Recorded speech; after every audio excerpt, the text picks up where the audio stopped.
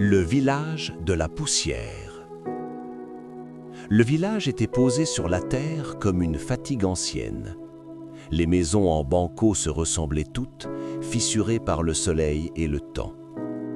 Ici, les journées commençaient tôt et finissaient sans promesse.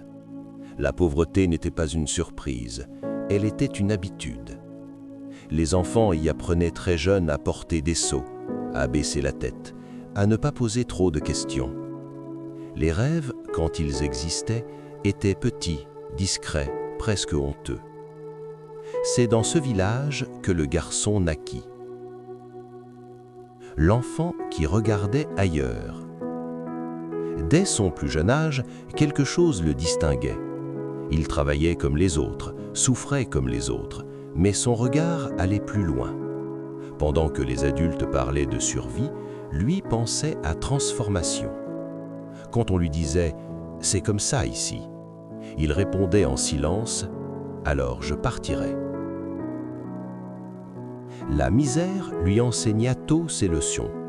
La faim, l'attente, l'injustice. Il comprit que le monde n'était pas juste, mais il comprit aussi que se résigner était une mort lente. Il observa les hommes brisés par l'alcool, les femmes épuisées par le sacrifice, les jeunes enterrés par le découragement. Et il se fit une promesse intime. Je ne finirai pas ainsi. La décision. Un soir, alors que la lune éclairait faiblement le village, il comprit que rester était plus dangereux que partir. Rester, c'était accepter un destin déjà tracé. Il n'avait ni argent, ni protection, ni certitude. Mais il avait une décision. Et parfois, c'est plus puissant que tout. Départ sans retour. Il quitta le village à l'aube, sans tambour ni bénédiction. Personne ne tenta de le retenir, car personne ne croyait vraiment qu'il réussirait. En marchant vers la route, il sentit la peur, mais aussi une étrange liberté. Pour la première fois, son avenir n'était pas derrière lui. La ville aux promesses mensongères. La ville était immense, bruyante, lumineuse. Elle brillait comme un mirage. Mais très vite, il comprit qu'elle ne donnait rien gratuitement. Les bâtiments étaient hauts, mais les cœurs souvent fermés. Ici, on ne demandait pas d'où tu venais, seulement ce que tu pouvais donner ou supporter. La faim réelle. La faim de la ville n'était pas celle du village. Elle était plus cruelle, car entourée d'abondance. Il vit de la nourriture sans pouvoir la toucher, des richesses sans jamais les approcher. Son estomac criait, mais son orgueil l'empêchait de mendier. L'humiliation quotidienne. On se moquait de lui. On l'appelait le villageois, le perdu, l'ignorant. Chaque mot était une pierre jetée contre son estime. Il comprit alors que la ville brise d'abord l'âme avant de briser le corps. Les travaux de l'ombre. Il travailla là où personne ne voulait rester. Nettoyer, porter, obéir, se taire. Ses journées n'avaient pas de nom, seulement de la fatigue. Mais chaque soir, il se disait « ce n'est pas ma destination, c'est un passage ». La tentation de devenir mauvais. La ville lui montra ses raccourcis, la violence, le mensonge, la trahison. Certains prospéraient ainsi. Il hésita. La faim rend les choix flous. Mais il refusa de vendre ce qu'il avait de plus précieux, son humanité. La chute. Un jour, son corps céda. Malade, faible, seul, il pensa mourir anonymement. Il se demanda s'il avait fait une erreur en quittant son village. C'était le point le plus bas. Mais souvent, c'est là que naît la vérité. La rencontre qui change tout.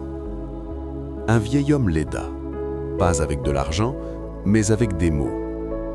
Tu souffres, mais tu apprends. Beaucoup souffrent sans apprendre. Ces mots plantèrent une graine. L'apprentissage silencieux. Il recommença, plus attentif. Il observa comment les hommes parlaient, négociaient, dirigeaient. Il comprit que le vrai pouvoir était dans la connaissance et la discipline. Il lut, Il écouta, il mémorisa. Les premières réussites. Un jour, quelqu'un lui fit confiance, puis un autre. Il ne faisait plus seulement le travail, il le comprenait. Les portes ne s'ouvraient pas grandes, mais elles s'ouvraient. La reconnaissance. On prononçait son nom sans moquerie, on le consultait, on l'écoutait. La ville commençait à le voir.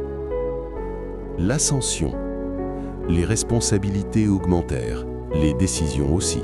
Il n'était plus invisible. Mais il n'oublia jamais les nuits sans toit. L'homme influent. Il devint un homme dont les choix avaient du poids. Il influençait des vies, des directions, des avenirs. Il avait réussi. Mais la réussite ne l'avait pas corrompu. Le retour intérieur.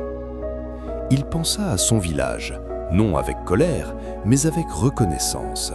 C'est là que sa force était née. La vraie victoire.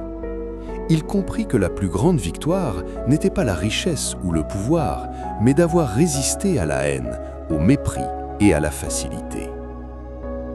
L'héritage. Il tendit la main à ceux qui lui ressemblaient autrefois. Il devint une preuve vivante que l'on peut partir pauvre sans rester victime. Morale de la fable. La douleur peut détruire ou construire. La différence tient dans le choix de ne pas abandonner son âme. Challenge aux téléspectateurs. À toi qui lis cette fable, quelle est la ville que tu redoutes d'affronter? Quelle est la victime que tu refuses de devenir? Écris ton propre chapitre, parce que ton histoire, elle, continue.